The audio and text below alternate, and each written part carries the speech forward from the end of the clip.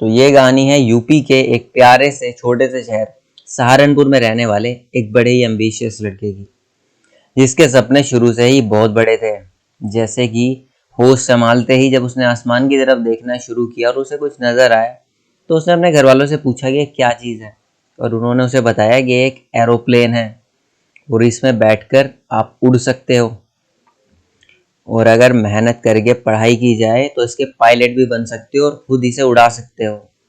और बस उस छोटे से बच्चे के मन में ये बात इतनी बैठ गई कि उसने ठान लिया कि वो अब पायलट ही बनेगा।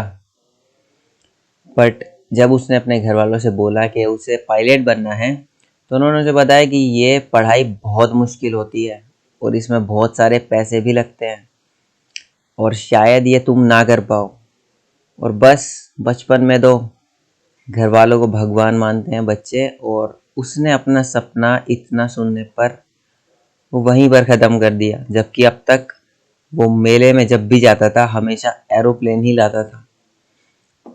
बट धीरे धीरे वो बच्चा आगे बढ़ता है और बड़ा होता है और टीवी देखना शुरू करता है, और टीवी में वो क्रिकेट देखना शुरू करता है जिसमें उसे नज़र आते हैं सहवाग।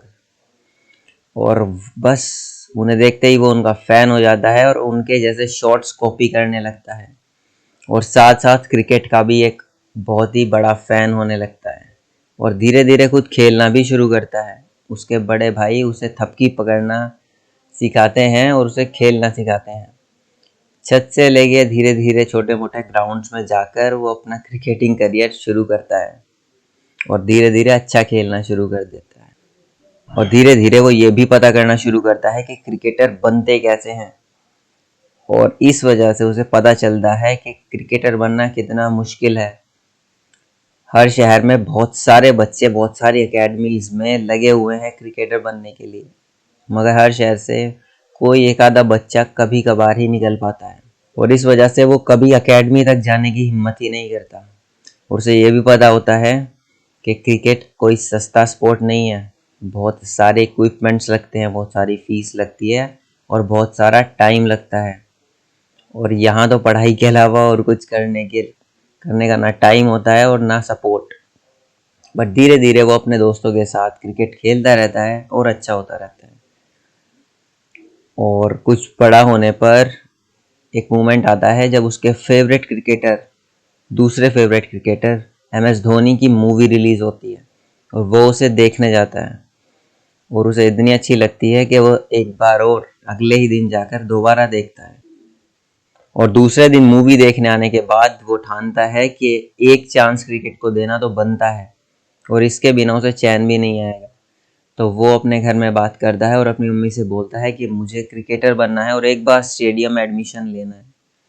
तो उसकी मम्मी बोलती है कि ठीक है, वैसे काफ़ी बच्चे पहले ही ट्राई कर चुके हैं और उसमें कुछ खास नहीं हो पाता, बट फिर भी तेरी तसल्ली के लिए स्टेडियम चलते हैं। और बस वो बिना टाइम गवाए सीधा स्टेडियम पहुंचता है, और वहाँ पर उसे कुछ लोग मिलते हैं जिनसे वो बात करके नेक्स्ट डे फीस और ड्रेस लेकर पहुंच जाता है।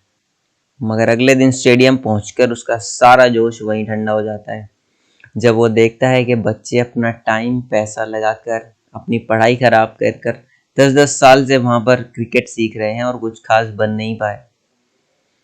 उसके बाद आते हैं कोच, जिनकी तोंद इतनी निकली हुई थी कि वो उस पर चाय रख कर पी सकते थे और शायद पीते भी होंगे। इसके बाद नेट प्रैक्टिस शुरू होती है जहाँ पर उसका नंबर सबसे आखिरी में आता है क्योंकि वो नया बच्चा है और शायद कोच का खास भी नहीं है, और उसे मिलता है सबसे आखिरी वाला नेट जिससे अच्छी उसकी छत है जहाँ पर वो पहले खेलता था। तो अपने ड्रीम स्टेडियम की ये हालत देखकर वो एक हफ्ते बाद स्टेडियम जाना बंद कर देता है और सारा दिन बस टीवी और फोन्स में बिताने लगता है। मगर इस दौरान वो यूट्यूब देखना शुरू करता है और उसका इंटरेस्ट होता है साइंस और टेक्नोलॉजी में, जिसकी वजह से उसे मिलता है श्लोक श्रीवास्तव AKA टेक बर्नर का चैनल, जहाँ पर वो देखता है कि ये काफ़ी कूल गैजेट्स वगैरह इनकी इन्फॉर्मेशन दे रहे हैं और काफ़ी अच्छी वीडियोस बना रहे हैं, और यही नहीं उससे काफ़ी अच्छे पैसे भी बना रहे हैं। और उसे लगता है ये काम तो काफ़ी आसान लगता है, अपने फ़ोन से सिर्फ वीडियोस बनानी है, अपलोड करनी है और अच्छे खासे पैसे मिल जाते हैं। और उसे पहले से टेक्नोलॉजी में इंटरेस्ट है तो वो ये काम कर भी सकता है, उसे नॉलेज है। तो वो जाकर मनोज देव का चैनल देखना शुरू करता है और सीखता है कि कैसे यूट्यूब पर वीडियोस डलती हैं। एडिटिंग से लेकर अपलोड, थंबनेल, हर डिटेल वो जानता है धीरे धीरे। और 17 अप्रैल 2019 को वो अपना यूट्यूब चैनल शुरू करता है अपने दोस्तों की मदद से। और उसके दोस्त बड़ी मेहनत से उसका स्टूडियो बनवाने के बाद बोलते हैं कि यार ये यूट्यूबर बन जाना, बड़ी मेहनत लगी है। तो वो अपनी ये यूट्यूब जर्नी शुरू करता है, धीरे धीरे वीडियोस अपलोड करना शुरू करता है और धीरे धीरे इसमें भी बेहतर होना शुरू करता है। मगर कुछ छोटी मोटी टेक्निकल चीज़ों की वजह से वो उतनी जल्दी वीडियोस नहीं डाल पाता, जो कि यूट्यूब में बहुत ज़रूरी होता है। और उसकी वजह से उसका चैनल बहुत ज़्यादा ग्रो नहीं कर पाता। मगर उसके घर वाले उसे इस चीज़ में सपोर्ट करते हैं और वो अपना काम जारी रखता है। और इसी तरह वो 90 से ज़्यादा वीडियोस अपने चैनल पर अपलोड करता है। बट धीरे धीरे उसका फ़ोन और लैपटॉप दोनों पुराने होने लगते हैं और फ़ोन के ज़्यादा रेजोल्यूशन वाली वीडियोस को उसका लैपटॉप एडिट करना बंद कर देता है। और इसी के साथ उसका यूट्यूब चैनल भी धीरे धीरे डाउन जाना शुरू कर देता है, क्योंकि वो यूट्यूब पर वीडियोस अपलोड करना बंद कर देता है। मगर अब तक 4-5 साल बीत चुके हैं और स्कूल से पास आउट वो लड़का अब 5 साल से बेरोजगार लड़कों में शामिल हो चुका है। और इस वजह से वो जहाँ भी जाता है उसे फ्री करियर एडवाइजेज मिलती हैं। उसके साथ साथ घर वाले भी उस पर थोड़ा प्रेशर बनाना शुरू करते हैं कि वो एक सॉलिड जॉब पकड़े और अपना करियर शुरू करे। यूट्यूब करते हुए उसे काफ़ी टाइम हो चुका है और इस वजह से वो बीच बीच में ज़्यादा प्रेशर पड़ने पर छोटी मोटी जॉब्स में भी ट्राई करता है। मगर कहीं पर बिहेवियर अच्छा ना होना और कहीं पर सैलरी अच्छी ना होने की वजह से वो कहीं पर भी जाना शुरू नहीं करता। और कहीं पर जाता भी है तो वहाँ पर इन्हीं प्रॉब्लम्स की वजह से छोड़ देता है। बट इन्हीं शुभचिंतकों में से जो उसे करियर एडवाइसेस देते हैं, एक होते हैं रवि भाई, और ये घर के सामने ही रहते हैं, तो इनसे बचना लगभग नामुमकिन है। तो ये घर से निकलते हुए वापस आते हुए मिलते रहते हैं और हमेशा करियर के बारे में पूछते रहते हैं और नई नई जॉब अपॉर्चुनिटीज़ भी देते रहते हैं। मगर ये हमेशा अपनी पसंद की अपॉर्चुनिटी ना होने की वजह से उन्हें ना बोलता रहता है।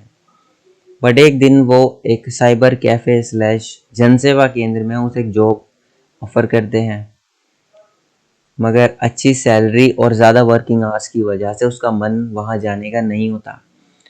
और वो ये बात रवि भाई को नहीं बोल पाता है, क्योंकि पहले ही वो बहुत बार बहुत सारी जॉब्स के लिए मना कर चुका होता है।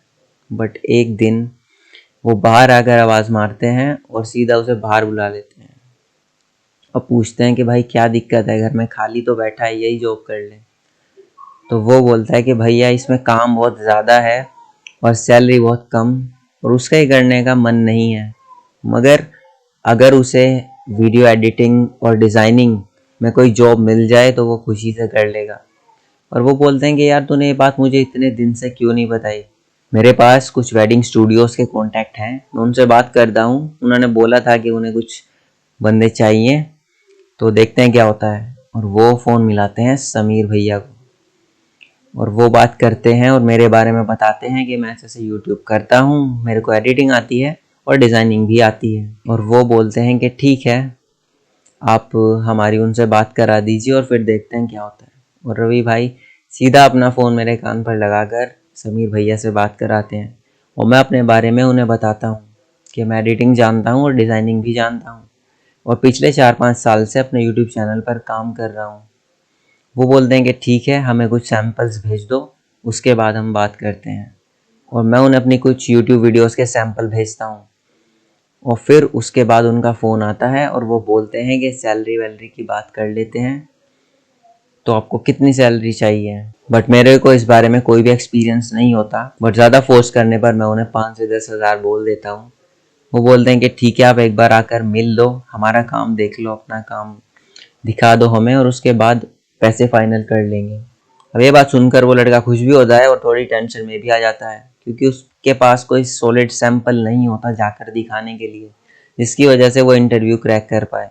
मगर उसे नेक्स्ट डे ही इंटरव्यू के लिए जाना होता है और इतने टाइम में वो अपने लैपटॉप से कुछ भी खास नहीं बना सकता, इसलिए वो अगले दिन अपनी यूट्यूब वीडियोस को ही डाउनलोड कर कर ले जाता है। सोचता है कि वो उन्हें अच्छे से एक्सप्लेन कर देगा, कितनी एडिटिंग जानता है उसके बारे में बता देगा। तो वो एक स्पीच तैयार करके लेके जाता है और अगले दिन वो जल्दी तैयार होकर निकलता है अपनी लाइफ के पहले इंटरव्यू के लिए। बट इससे पहले वो रुकता है अपने बजरंग बली से आशीर्वाद लेने, और इसके बाद वो सीधा पहुंचता है समीर भैया के घर, और वहाँ उसे मिलते हैं दीपक भैया। वो उसे बिठाते हैं और पानी पिलाते हैं और पूछते हैं उसके बारे में, उसके एजुकेशन के बारे में, और वो एडिटिंग कैसे जानता है। इतने में ही समीर भैया आते हैं और वो भी उससे यही चीज़ें पूछते हैं, और फिर दिखाते हैं एक हाईलाइट जो कि वेडिंग का एक ट्रेलर जैसा होता है। और उसमें वो नोटिस करता है कि जितनी एडिटिंग उसमें इस्तेमाल हुई है वो सब वो जानता है, और वो ये बात समीर भैया को बताता है और अपनी कुछ वीडियोस भी दिखाता है जिसमें उसने वही सारी एडिटिंग इस्तेमाल की होती है। तो वो बोलते हैं कि ठीक है, आप एक बार हमारे एडिटर से और फाइनल मिल लो, और उसके बाद हम फाइनल बात कर लेते हैं। और वो दीपक भैया के साथ उसे भेजते हैं प्रांशुल भैया के घर। तो वो उनके घर पहुंचता है और वो उसे अपने स्टूडियो में लेकर जाते हैं, और वो भी उसे एक हाईलाइट ही दिखाते हैं जिसमें पिछले से भी कम इफेक्ट्स होते हैं। और ये वाली हाईलाइट देखकर वो और भी खुश हो जाता है क्योंकि इसमें और भी सिंपल इफेक्ट्स होते हैं। और वो प्रांशुल भैया को बोलता है कि ये इफेक्ट्स मैं काफ़ी समय से यूज़ कर रहा हूँ अपनी वीडियोस में, और ये एडिटिंग मैं जानता हूँ, और उन्हें अपनी वो यूट्यूब वीडियोस के सैंपल भी दिखाता है। और इतना सुनने के बाद उसके मन में लड्डू फूटने शुरू हो जाते हैं। मगर इतने ही प्रांशुल भैया पूछते हैं, तो ठीक है, फिर कब से आना शुरू करोगे तुम? और वो बोलता है कि मैं कल से ही आना शुरू कर सकता हूँ। और जाने से पहले प्रांशुल भैया उससे बोलते हैं, देखो सिद्धार्थ, व्यक्ति को रोज रोज तो मौका मिलता नहीं है, परंतु क्या है जब वो मौका निकल जाता है हाथ से, व्यक्ति को तब उसका एहसास होता है। तुम आज घर जाओ, सोचो, फिर मुझे बताना, ठीक है? और उन्हें जी भैया बोलकर नमस्ते कर कर वहां से सीधा घर आ जाता है। और 2 दिन बाद से वो प्रांशुल भैया के पास वीडियो एडिटिंग सीखना शुरू कर देता है, और अब उसे 2 महीने हो चुके हैं वहां पर काम सीखते हुए, और वो एडिटिंग सीखने के काफ़ी क्लोज भी आ गया है। और वहाँ पर सब लोगों का बिहेवियर और बाकी सब चीज़ें बहुत अच्छी हैं। बस कमी है तो एक चीज़ की, एक पावरफुल मशीन की, जो कि उस एम्बिशियस लड़के, उस एम्बिशियस टीम के एम्बिशियस प्रोजेक्ट्स को बनाने के केपेबल हो।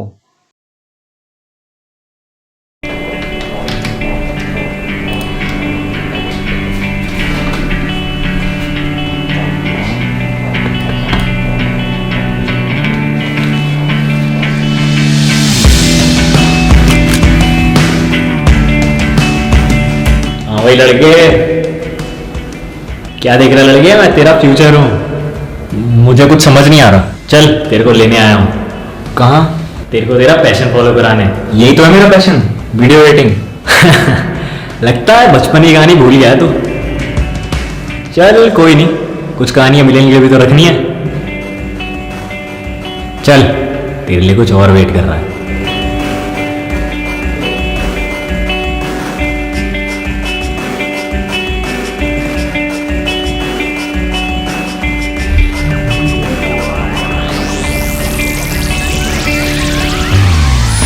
तो अगर उसे ये पीसी मिल जाए तो ऐसा कुछ हो सकता है जो जोइस भाई, अगर आपको लैपटॉप की जगह पीसी मिल गया हुआ होता।